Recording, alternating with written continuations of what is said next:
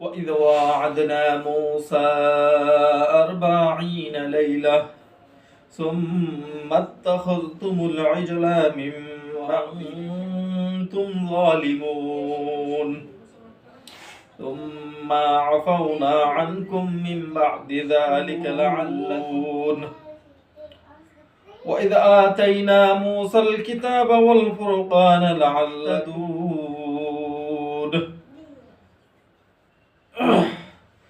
সূরাতুল বাকারার 51 নম্বর আয়াতে আল্লাহ তাআলা বলেন, ওয়াইদ আখাযতা 40 লাইলা, আমি মুসা সালামের কাছ থেকে অঙ্গীকার করলাম, আল্লাহ মুসা আলাইহিস সালামের কাছ থেকে অঙ্গীকার করলেন 40 লাইলান 40 রাত্র ইবাদত বন্দেগী করবে তুর পাহাড়ের মধ্যে গিয়ে।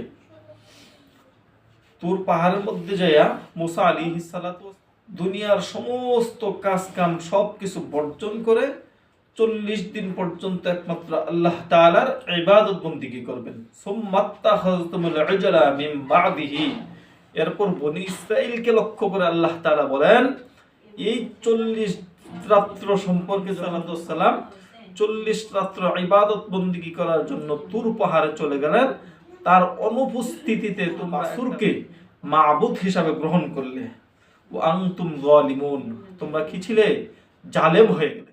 আল্লাহ তাআলার সাথে শিরক করার মাধ্যমে তোমরা জালেম হয়ে গেলে। সুম্মা আফাউনা মিন বাদি যালিকা, আল্লাহ বলেন আমি তোমাদেরকে মাফ করে দিলাম, লাআল্লাকুম তাশকুরুন, কেন?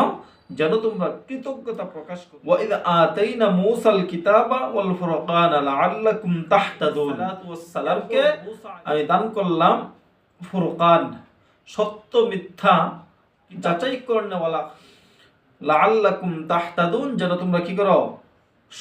সঠিক পথ প্রাপ্ত হও, তোমরা যেন সঠিক পথ পাও, সেজন্য আমি মুসা আলাইহিস সালাতু ওয়াস সালাম যখন তুর পাহাড়ের মধ্যে গেলেন, প্রথম যাওয়ার পর আল্লাহ তাআলার সাথে অঙ্গীকার আবদ্ধ ছিলেন যে 30 দিন আল্লাহর ইবাদত বন্দেগী করবেন। তারপর মুসা আলাইহিস সালাতু ওয়াস সালামকে আসমানি কিতাব দেওয়া। এরপরে যখন 30 দিন অতিক্রম করলেন, ও এদিক দিয়ে আল্লাহ তাআলা কি করেছেন? মুসা আলাইহিস সালাতু ওয়াস সালামকে আরো 10 দিন বাড়ায় দিয়েছেন, সময় ইবাদত বন্দেগীর সময়টা আরো 10 দিন বাড়িয়ে দিয়েছেন। এই সময় বনি ইসরায়েল চিন্তা করলে গেলেন তুর পাহাড়ে, মনে হয় যে সে কি আল্লাহর পক্ষ থেকে কিতাব প্রাপ্ত হয় নাই, আল্লাহ হয়তো তাকে নবুয়তি দান করেন নাই, কিতাব দেন নাই। এটা চয়ন করে তারা কি করলেন? একটা বাছুর বানায় সেই বাছুরের পূজা শুরু করে দিলেন। মুসা আলাইহিস সালাতু ওয়াস সালামকে তার স্থলাভিষিক্ত করে তাকে গেলেন, কিন্তু হারুন আলাইহিস সালাতু ওয়াস সালাম সবাইকে মানা করলেন, নিষেধাজ্ঞা করলেন, কিন্তু তার না মাইন্না এই গরুর বাছুরকে তারা পূজা করতে শুরু করলেন। পূজা করার পর মুসা আলাইহিস সালাম যখন 40 দিন পূর্ণ স্বজাতির কাছে আসলেন, বনি ইসরাইলদের কাছে আসলেন, আয়েশা দেখেন তারা আল্লাহর ইবাদত বন্দেগী বর্জন করে একটা বাছুরকে পূজা করতেছেন।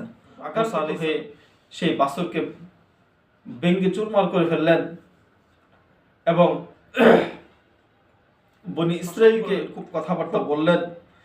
এরপর বনি ইসরাইলরা যখন মুসা আলাইহিস সালাতু ওয়াস সালামের কাছে অপরাধ স্বীকার করে ক্ষমা চাইলেন, মুসা তাদেরকে ক্ষমা করার জন্য আল্লাহ তাআলার কাছে দোয়া করলেন।